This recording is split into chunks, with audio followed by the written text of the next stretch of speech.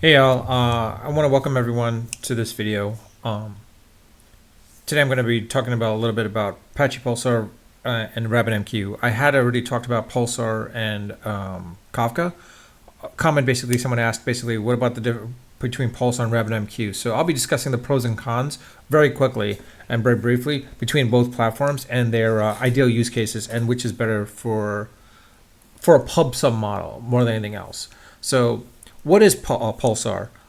So a Pulsar is something more of like an open source distributed messaging system that can be used for a variety of purposes, including real-time streaming, data ingestion, event-driven applications. Pulsar is designed to be scalable, fault-tolerant, and highly available. It supports multiple data models and, with more often than not, in this case, pub subs, queues, and streams.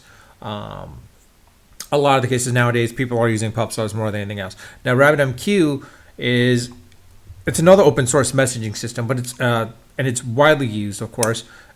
It's a great message broker, put it this way. So think of it like a message queue. Like if you're familiar with the old MQs of IBM and Windows, Microsoft, RabbitMQ is the open source version, and it's a great one basically. And it implements the sort of AMPQ model, where it's the advanced messaging queuing protocol, and it's really easy to use and it's flexible, and it supports a wide variety of data models, including pub subs, queues, and of course topics more than anything else. I mean, that's now more the case because it started as more pub subs and topics became more and more mainstream through Kafka. RabbitMQ essentially evolved a little bit to sort of fit that need essentially.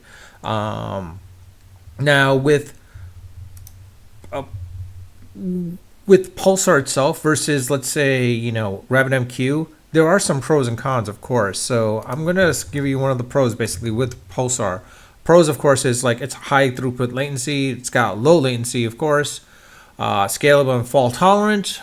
It supports multiple data models, as we mentioned, and supports definitely geo-replication, and has definitely rich set of APIs. Now, this, of course, is some stuff I've already mentioned in my prior video about Pulsar, and of course, it's open source. One of the cons is it's not as mature as RabbitMQ, and it's not as widely used as, let's say, Kafka or even Red Pandas for that matter. Red Panda, sorry.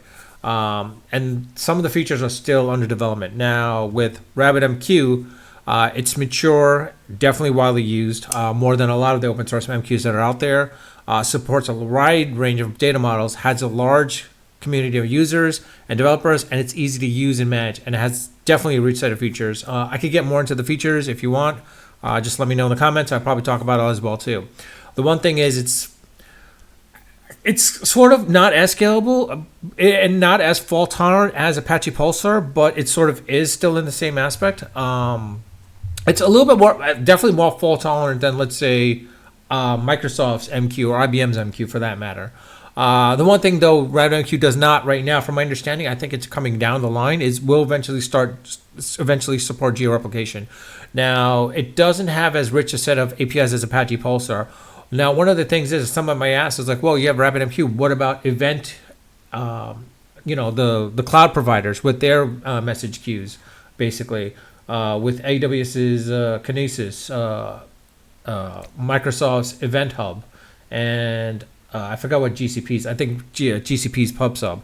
I could go. I'll probably talk about those much later down the line in another video about that, because right now I like to keep my videos as short as possible. Now, some of the use cases, of course, for Pulsar. And well, some of the use cases for Pulsar and RabbitMQ is this basically. Now, the ideal use case for Pulsar is it's great. It's a good choice for applications that require high throughput, low latency, and scalability. It also has a good choice for applications that need support geo-replication. Now, some of the ideals are real-time ingestion, of course, real-time streaming, data ingestion, event-driven applications, machine learning, and IoT. Now, when we're saying event-driven applications, think of the old CEPs like Esper. Those were great back then, but then Kafka came about as well as Pulsar. This is becoming more and more mainstream more than anything else. Now, RabbitMQ is great as a simple messaging for simple messaging applications. Its integration between you know, ideal for like, you know, integration between different systems, and it's really good. You know, it's ideal in a scenario for like asynchronous processing and of course load balancing. Now, one of the things is like with this, somebody say, well, what about ZeroMQ? I can't talk about that right now, but I could talk about it on another video at that point if you want me to talk about ZeroMQ a little bit as well too. Honestly, if you had a choice between ZeroMQ and RabbitMQ, I might go the ZeroMQ route for a message queue at that point. Now, one of the things for Apache Pulsar and RabbitMQ, of course, is like, you know, some of the features, you know, high versus medium, the latency, as you can see there, scalability. RabbitMQ is scalable, but not as scalable as, let's say, Pulsar is. Fault tolerance, between the two, Pulsar works out. Geo-replication, as I mentioned, now one of the data models, it supports, of course, pub, sub, queues, and streams, whereas RabbitMQ doesn't really support streams, but it supports queues. Now, if you had to choose between a message queue between RabbitMQ and Apache Pulsar, I would definitely go with that RabbitMQ because of the fact of the AMPQ standard at that point. Now, the APIs that it has, the AMPQ, of course, Dump and MQTT, whereas Pulsar, there's, you know, APIs for as much as you want to put in basically at that point. Of course, one of the other big factors of Apache Pulsar, it's definitely new compared to RabbitMQ. RabbitMQ has been around for like a good 15 years, I believe. They're both free. They're both open source. Now, if you're asking which is a better publisher subscriber model to use, basically, like which is a better pub sub to use, where, you know, you have publishers that send messages to subscribers and then subscribers receiving the messages and process them. Both Apache Pulsar and RabbitMQ support that, but I would go with the Apache Pulsar route if it's between Pulsar and RabbitMQ, that is, as you know, a pub sub. If you need definitely higher throughputs, low latency, and scalability, whereas RabbitMQ, it's again really great for like a messaging system to support large range model data models for a messaging queue environment. Ideally, that's the one you want to go to. Between RabbitMQ and ZeroMQ, I could go a little bit more into that as well too. Again, let me know if you want me to talk about that in the comment section.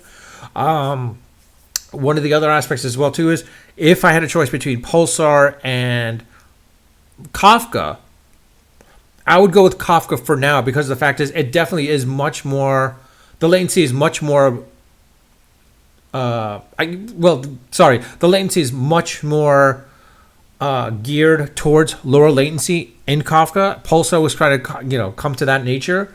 The other aspect as well too is with Kafka,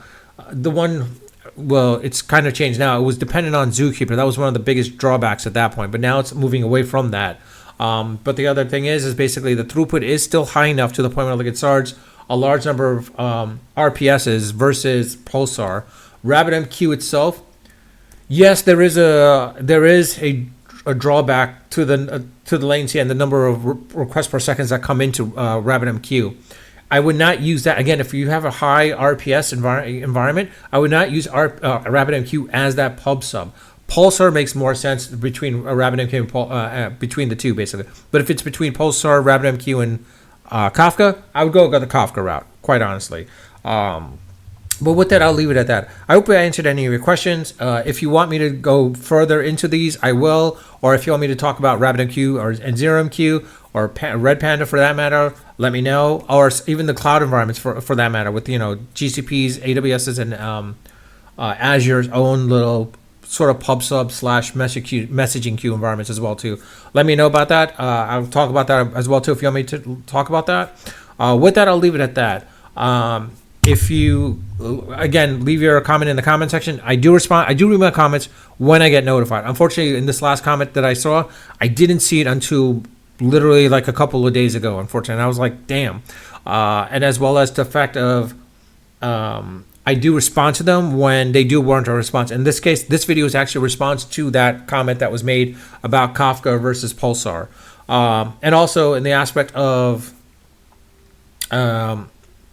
any other aspects that you want to talk about with RabbitMQ, Pulsar, or any other piece of pub sub environment you want me to talk about, I'll gladly talk about it. Hell, if there's a new one that's out there that I'm not familiar with, let me know. I'll try to look it up and try to mess with it at that point as well too, and see if it's probably usable at that point. With that, I'll leave it at that.